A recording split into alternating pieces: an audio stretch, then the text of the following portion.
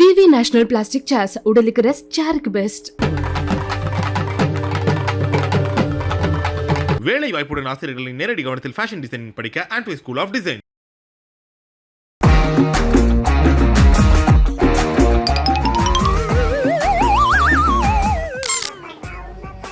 நில்லு.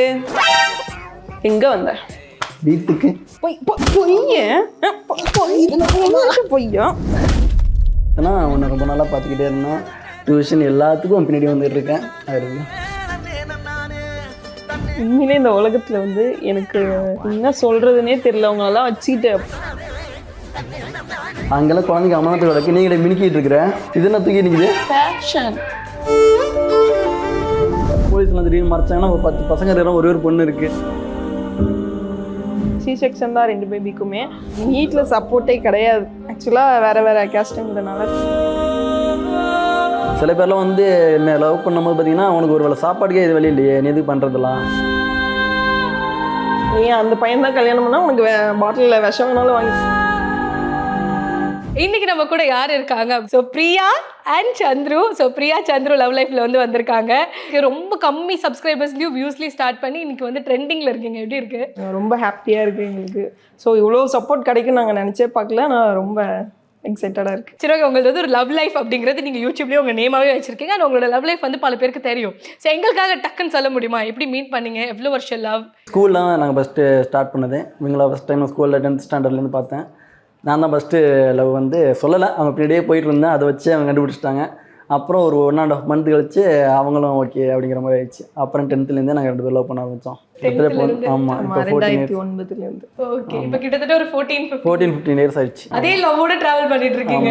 இன்னும் அதிகமாக தான் இருக்குது. இன்னும் அதிகமாக தான் இருக்கு. நைஸ். ஃபர்ஸ்ட் டைம் அவர் வந்து லவ் சொன்ன அந்த டே ஞாபகம் இருக்கா? ஃப்ரெண்ட்ஸ்டே இவங்க சொல்லியிருந்தாங்க இந்த மாதிரி அந்த பையன் ஒன்று லவ் பண்ணுறான் அப்படிங்கிற மாதிரி எனக்கு வந்து சொன்னாங்க. நான் வந்து இவங்க வந்தாலே அந்த இடத்துல இருக்க மாட்டேன், அப்படியே மூவாயே எங்கள் இடத்துல போயிடுவேன் அந்த சைடு. ஸோ அதுக்கப்புறம் 1 month கழிச்சு வந்து என்னோடய ஃப்ரெண்டுகிட்ட சொல்லி நான் திட்டி விட்டேன், இந்த மாதிரி வராதிங்க அப்படின்னு சொல்லிட்டு. அதுக்கப்புறம் ஆளே காணும். ஆள் இல்லைன்னா நமக்கு ஒரு மாதிரி ஆயிடுச்சு.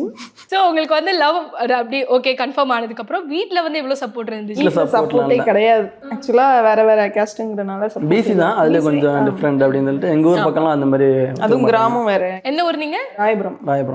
கும்பகோணம் விட்டு மன்னார்வடி போகிறப்ப. அதுக்கப்புறம் கல்யாணம் பண்ணிட்டீங்க? இல்லை, ரன்னிங் மேரேஜ் தான். ஓகே. அப்போ யாராவது ஃப்ரெண்ட்ஸ் யாராவது? ஆமாம், என் கூட ஃப்ரெண்ட்ஸ்லாம் இருந்தாங்க.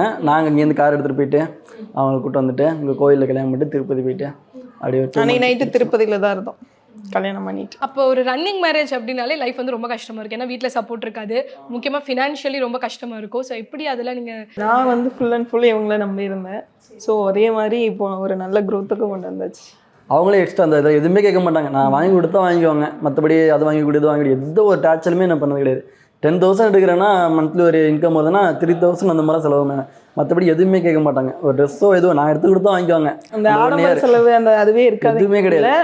அந்த பணம் இருந்துச்சுன்னா வேற எதுக்காவது யூஸ் ஆகும் அப்படின்னு சொல்லிட்டு நாங்கள் எதுவுமே வாங்க மாட்டோம். அப்போ எவ்வளோ சம்பளம் ஆக்சுவலி உங்களுக்கு நீங்கள் மேரேஜ் பண்ண டைம்? அதான் 10,000. அப்போ எனக்கு இவங்களும் வேலைக்கு போனாங்க, நானும் 1 month கழிச்சு நானும் இவங்களும் வேலைக்கு போக ஆரம்பிச்சிட்டாங்க. அப்போ அவங்களுக்கு 6,000 நினைக்கிறேன். 6,500. குழந்தை பிறக்கிற வரைக்குமே இவங்க வேலைக்கு போனாங்க. ஒரு 8 மாதம் வரைக்குமே வேலைக்கு போயிட்டு இருந்தாங்க. வீட்டில் எப்போதான் ஒத்துக்கிட்டாங்க? இதுக்கப்புறம் சப்போர்ட் பண்ணாங்க? அதான் ஃபர்ஸ்ட் பேபி அப்போதான். இப்போ அப்படியே நம்ம யோசிச்சு பார்த்தோன்னா கம்பேர் பண்ணி பார்க்கலாம். இப்போ இருக்க உங்கள் லைஃப் ஸ்டைலுக்கும் அந்த ஸ்டார்டிங்கில் இந்த லைஃப் ஸ்டைலுக்கும் என்னென்ன விஷயங்கள்லாம் டோட்டலாக வித்தியாசம்? அப்போதைக்கு நம்ம ஒரு பொருள் வாங்கினா கூட எங்களால் முடியாது. டக்குன்னு நம்ம வாங்கி இப்போ காசு இருக்குது, இப்போ நான் டக்குன்னு வாங்கிற மாதிரி இருக்குது. அப்போதைக்கு என்னால் அதெல்லாம் வாங்க முடியாது. வெயிட் பண்ணி ஒரு 6 months 9 months வெயிட் பண்ணி நான் வாங்குற மாதிரி இருந்துச்சு. இப்போ நான் நினச்சேன்னா ஒரு பொருளை டக்குன்னு வாங்குற மாதிரி அந்த அளவுக்கு நாங்கள் டெவலப் ஆகிருக்கிறோம். சில பேர்லாம் வந்து லவ் பண்ணும்போது பார்த்தீங்கன்னா உனக்கு ஒரு வேளை சாப்பாடுக்கே இது வழி இல்லையே, நீ எதுக்கு பண்ணுறதுலாம் அப்படிங்கிற மாதிரிலாம் நிறைய பேர் சொல்லிடுறாங்க. இப்போ வந்து நான் ஒரு இன்னொரு ஆளுக்கு வாங்கி கொடுக்குற அளவுக்கு நான் வந்து இதாக இருக்கிறேன். நிறைய பேர் ஹெல்ப் பண்ணுறோம் நாங்களே. அவமானங்கள் நிறைய இருந்திருக்கும்.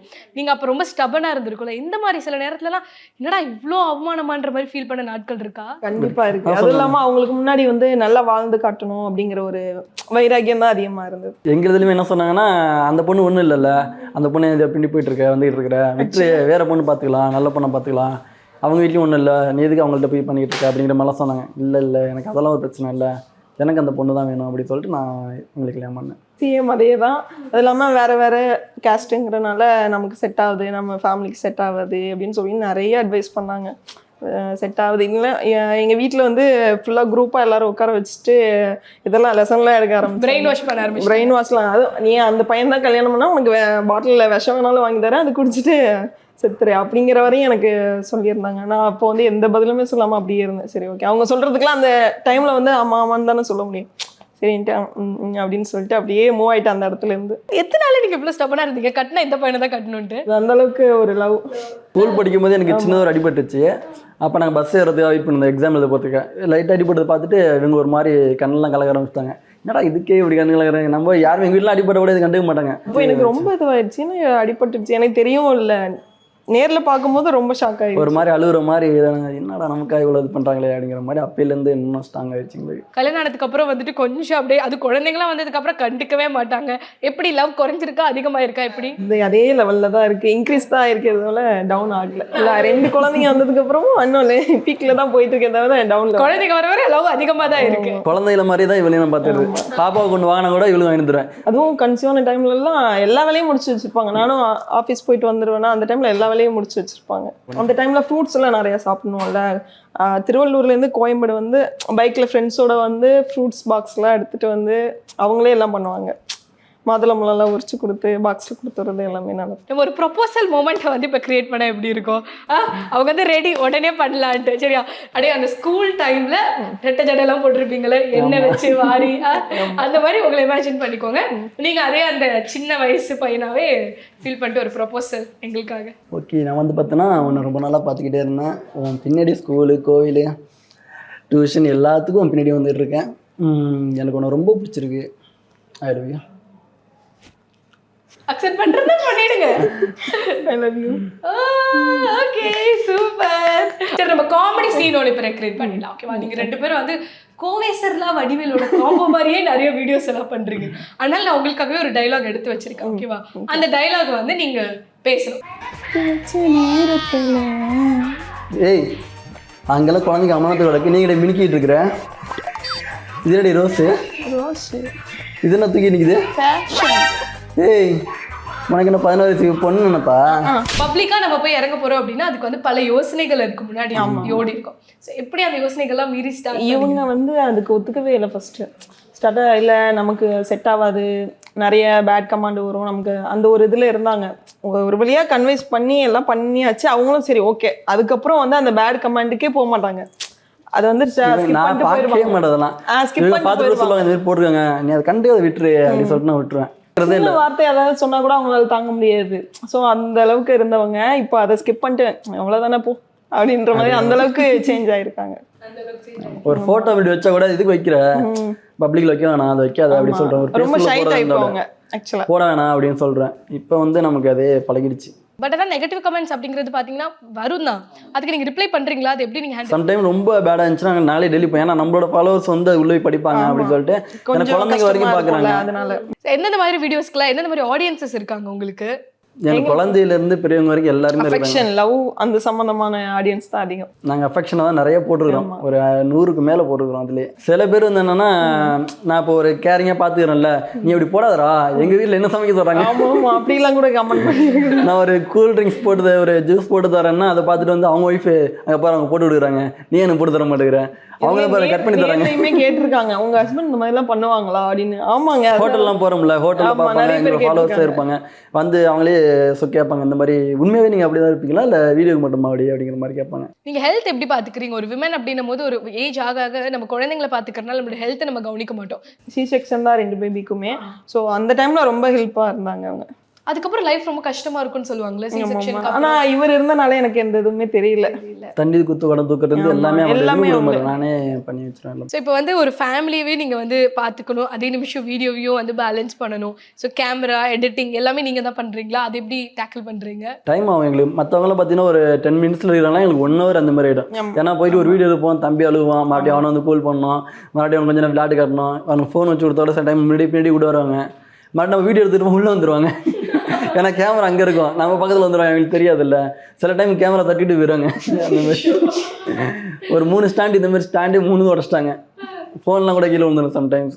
நான் பார்த்து இருந்த பாப்பா வந்து அப்பான்னு சொல்லிட்டு தட்டிட்டா, அப்படியே ஃபோன் மாட்டிலேருந்து கீழே வந்துச்சு.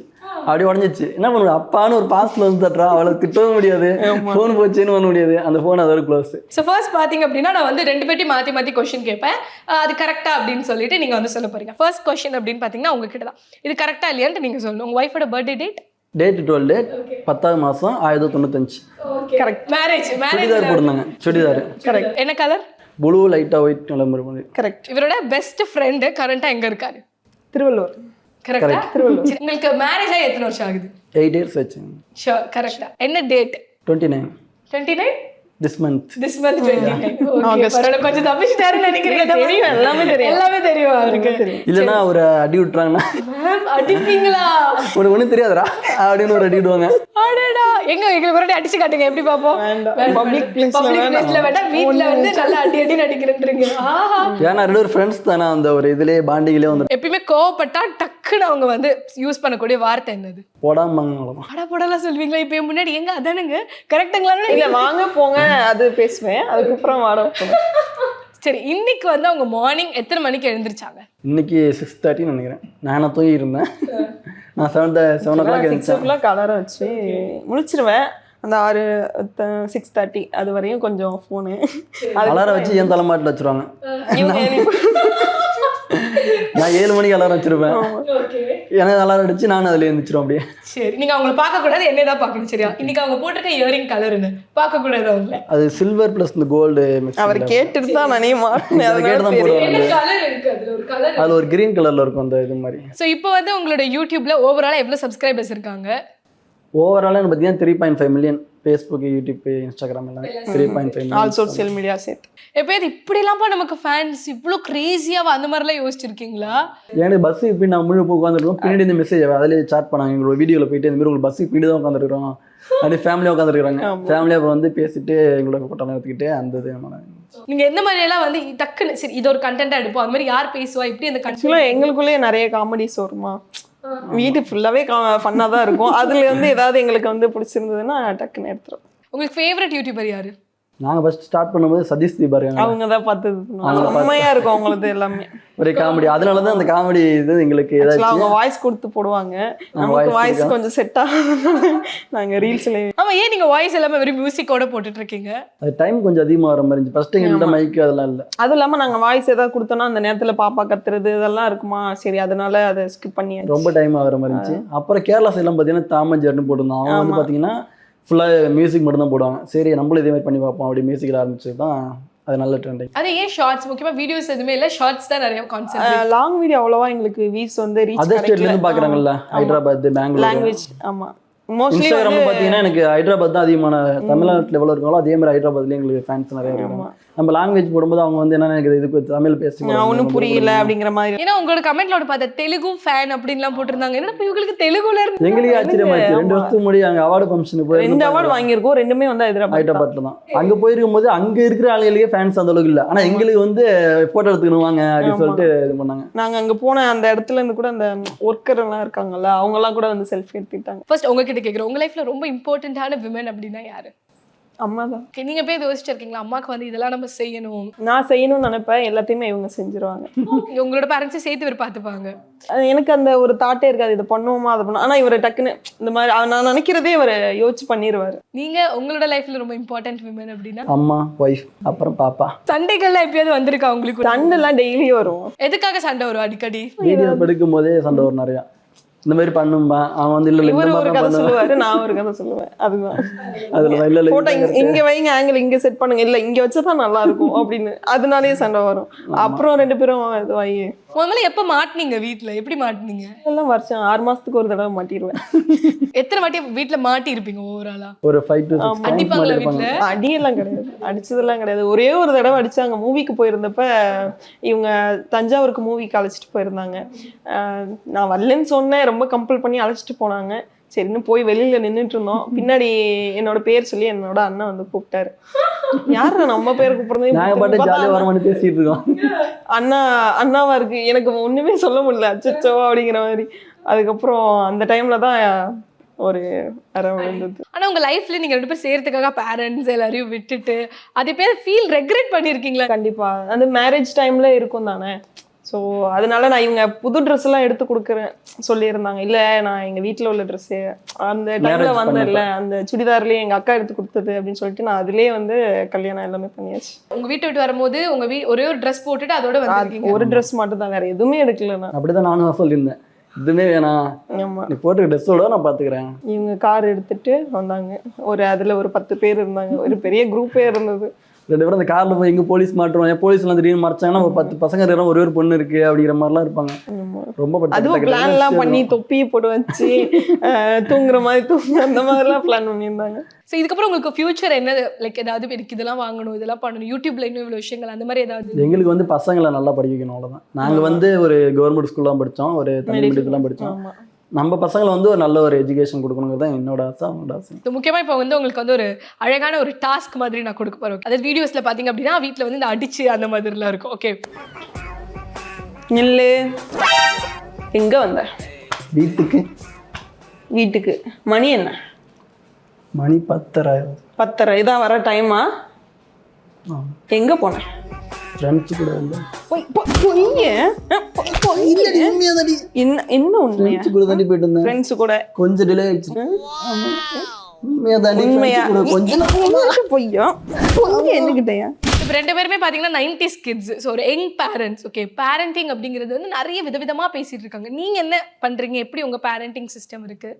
நாங்கள் வந்து ஒரு ஜாலியாக ஒரு ஃப்ரெண்ட்ஷிப்பாக தான் எங்கள் பாப்பா கிட்டமே எடுத்துகிட்டு போகிறது. நான் எங்கே போனாலுமே எங்கள் ஒய்ஃப் கூட்டு போனால் பாப்பாவை கூட்டு போயிட்டு அவளுக்கு எல்லாமே சொல்லிக் கொடுக்குறதுலேருந்து எல்லாமே வந்து பண்ணுறது அவளுக்கு ஒரு ஃப்ரெண்ட்ஷிப்பாகவே நாங்கள் பாண்டியில் போகிறோம். அடிக்கிறதுலாம் உண்டா? மார்க் வரல? அடிக்கிறதுலாம் இல்லை, ஏதாவது ஒரு சின்ன இதில் வேணா இருக்குமே தவிர மற்றபடி ரொம்பலாம் இல்லை. ஃபோனு தான் இந்த சின்ன குழந்தைங்களாம் இப்போ ரொம்ப பார்க்குறாங்கன்றாங்க. உங்கள் வீட்டில் எப்படி அப்படிதானா? ஃபோன் பார்க்குறாங்களா? ஃபோன் பார்க்குறாங்க தான், ஆனால் இப்போ ரொம்ப கம்மி பண்ணியாச்சு. நீங்கள் என்ன பண்ணுறீங்க அது டைவர்ட் பண்ணுறதுக்காக? அது புக்ஸ் ஏதாவது இந்த கேம்ஸ் எல்லாம் இருக்குல்ல அந்த இதில் கொண்டு போகிறோம். இப்போ தான் புக்ஸில் நம்மளே வந்து ஒரு சம்ம போட்டு கொடுக்குறது அந்த மாதிரி. இவங்க தான் ஃபர்ஸ்ட் லவ் உங்களுக்கு? ஆமாம், ஃபர்ஸ்ட் லவ். உங்களுக்கு அதுக்கு முன்னாடி யாரும் உங்களுக்கு பிடிச்சது? உண்மையே சொல்லுங்க. அது ஒரே கிளாஸ்மேட் தான், இத்தனைக்கும் ஒரே கிளாஸ் ஒன்னா தான் படிச்சோம். 3rd ஸ்டாண்டர்ட்லேருந்து ஒன்றா படித்தோம். அவங்க நான் ஒன்னே 3rd ஸ்டாண்டர்ட்ல வந்து அடிபட்டு நான் ஆனா இவங்க இருக்காங்கன்னு எனக்கு தெரியாது, சின்ன வயசு தானே, அது தெரியல. நான் படவர் பார்க்குறப்ப அவங்க படவர் பார்க்கலாம். அந்த 10th ஸ்டாண்டர்ட்ல தான் ஆரம்பிச்சது. இப்போ இருக்க உங்க கிட்ஸ் இருக்காங்களா இந்த ஜென்ரேஷன், உங்களுக்கு என்ன வித்தியாசம் நீங்க பாக்குறீங்க? அப்போ எல்லாரும் பயப்படுவோம், வீட்டுக்கு பயந்துக்கிட்டு ஒரு இது பண்ணுறதுனாலே பயந்து பண்ணுற மாதிரி இருக்கும். இப்போ இருக்கிறதெல்லாம் அதெல்லாம் கிடையாது, இதனாலும் பண்ணலாம். ஃப்ரெண்ட்ஷிப் பாண்டிங்கில் இருக்குது. அப்போல்லாம் அப்படிலாம் கிடையாது. கொஞ்சம் மார்க் கம்மியாக இருந்ததுன்னா அம்மா ஒரு அடி வெளுத்து எழுதுருவாங்க. வீட்டுக்கு போகிறதே பயந்துட்டு போகிறவங்க, வா கம்பு வச்சிருக்க விடுவாங்க, அடிக்க மாட்டோம்ப்பா அப்படின்னு சொல்லிட்டு கூட்டு போயிட்டு அடி வெளுத்து எழுதுறாங்க. அந்த மாதிரி இருக்கும். இப்போ அந்த மாதிரி இல்லை, சரி விடுமா நெக்ஸ்ட் டைம் பார்த்துக்கலாமா அடிக்கிற மாதிரி. ஸோ இப்போ வந்து உங்களுக்கு வந்து நம்ம ஒரு டாஸ்க் கொடுக்க போகிறோம். என்னன்னா, நான் வந்து லவ் அப்படின்னும் போது நீங்கள் வந்து லவ்வோட அவர்கிட்ட பேசணும். நீங்கள் தான் கோபம் அப்படின்னோடனே டக்குன்னு கோபமாயி அவர்கிட்ட வந்து கச்சமுச்சான்னு கத்தணும். உண்மையிலே இந்த உலகத்தில் வந்து எனக்கு கிடைச்ச ஒரு மிகப்பெரிய கிஃப்ட் நீங்கள். கோபம் என்ன சொல்கிறதுனே தெரியல. அவங்களெல்லாம் வச்சுக்கிட்டு அப்பா டெய்லி தலையிலே அடிச்சுக்க வேண்டியதாக இருக்குது. லவ். ஏங்க ரொம்ப அழகா இருக்கீங்க இன்னைக்கு, சிரிப்பு கூட நல்லா இருக்கு. கோபம். ஏங்க இப்படி பண்றீங்க? அப்ப கூட கோபம் வரல, அவர் சிரிக்கிறாரு, அந்த டைம்ல கோபம் வரல. ஆக்சுவலா எங்களுக்கு வந்து சண்டை வந்துச்சுன்னு வச்சுங்களேன், அவங்க ஃபேஸ் வந்து நான் பார்க்கவே கூடாதுன்னு இருப்பேன். பார்த்துட்டேன்னா அந்த இடத்துல டோட்டலா காலி. ரொம்ப லவ்வாவே இருக்கீங்க. இந்த லவ் உங்க கூட லைஃப்ல எப்பயுமே தொடர்ந்து இருக்கட்டும். இன்னும் யூடியூப்லயும் நிறைய சப்ஸ்கிரைபர்ஸ் ஃபாலோவர்ஸோட உங்க லைஃப்லயும் நிறைய சந்தோஷத்தோட இருக்க வாழ்த்துறோம். தேங்க்யூ. விவி நேஷனல் பிளாஸ்டிக் சேர்ஸ் உடலுக்கு ரெஸ்ட், சேருக்கு பெஸ்ட்.